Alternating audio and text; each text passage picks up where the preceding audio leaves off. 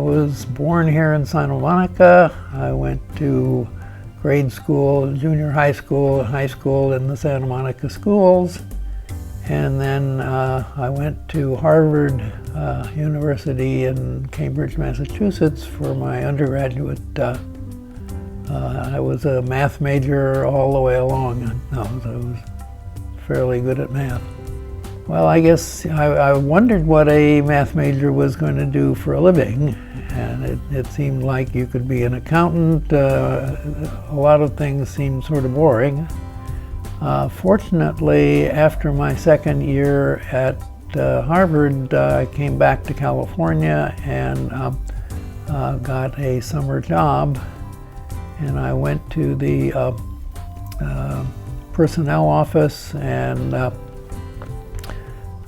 they asked me what my major was, and I said mathematics, and the guy looked at his blackboard and said, well, there's thermodynamics and propulsion. There's something called digital computing. We have a digital computer, and that seems like it's math, so why don't you go there? So fortunately, this was General Dynamics, which was developing the Atlas rocket, which was going to be one of the rockets that send astronauts into space. And all along I was a fan of science fiction, and so here I was being able to build computer programs that are going to help astronauts go into outer space and things like that. So it sort of directed me in that direction. So when I graduated from Harvard, I came back to General Dynamics and continued to do computer programming that was helping analyze various things. One of the things the Atlas rocket needed was an escape hatch, and if something went wrong with the rocket, you could push a button and a little minor rocket would push the astronaut away from the big rocket that may be in trouble. And so I got to develop the computer program that enabled that to work. And so again, it was an opportunity to contribute to going into outer space and the like. And again, each one of the big aerospace companies had a German rocket scientist, and Kraft Ericke was the one at General Dynamics, and I was able to do some things for him.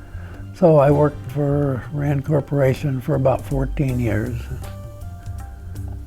When I first got there, they put me in a basement called pre-clearance. You needed to have a security clearance to go into the main building. And so there were a few of us that were down in the basement, and they would give us some computer programs to write, and we'd write them up and give them back. And it turned out there was another math major in pre-clearance, and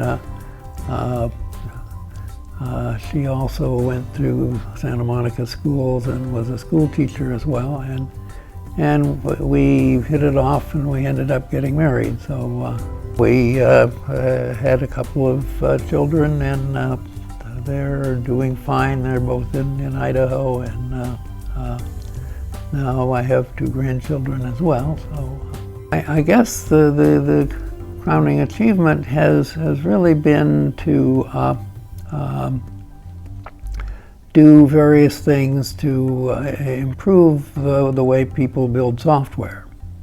And so that was one of the things that I did at RAND.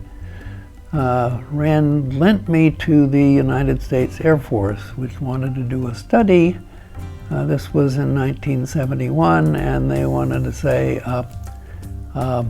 we know we're going to need some more information processing and computing things by the mid-'80s, and we want to do a 9-month, 9-people study going around and visiting all of the Air Force commands and research areas, and come up with a set of recommendations for what they should be investing in.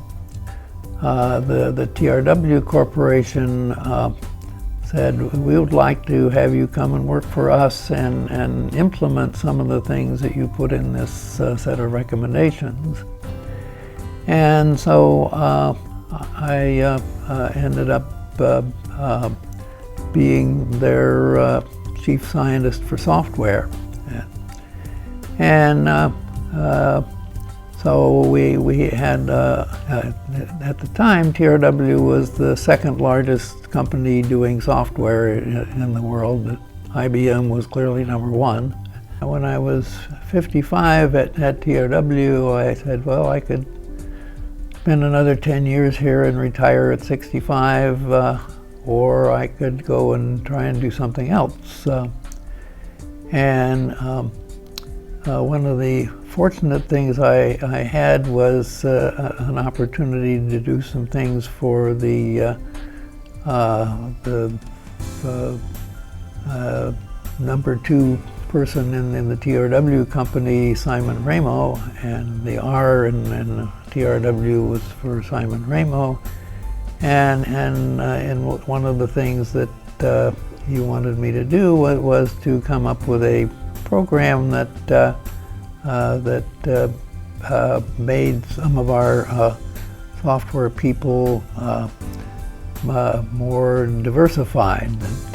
He said that the best engineers at TRW are T-shaped people. Basically, they're very deep in one discipline, but they're pretty good in a breadth of other disciplines. And most of our software people were I-shaped. And so I said, yeah, what I would like to do is go and become a professor at one of the UCLA or USC and create a program that would educate T-shaped computer and software people.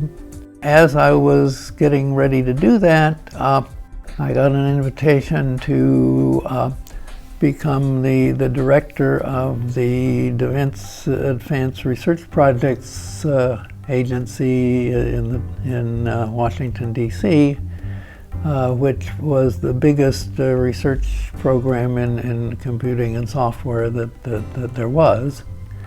And so I spent 3 years doing that and being able to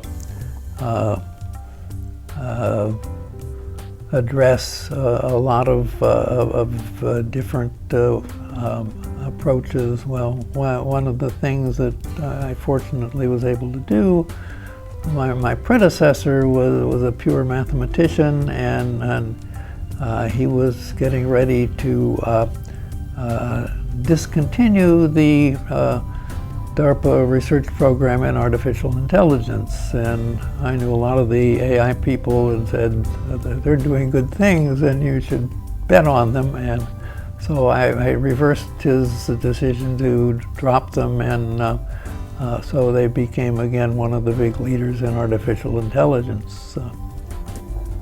I would say the biggest legacy is now close to 50 PhD graduates. So some of them are running companies now, some of them are doing really frontier research and the like, and some of them are becoming professors and turning out the next generation of PhD graduates and the like. So I'd say that's sort of the biggest thing.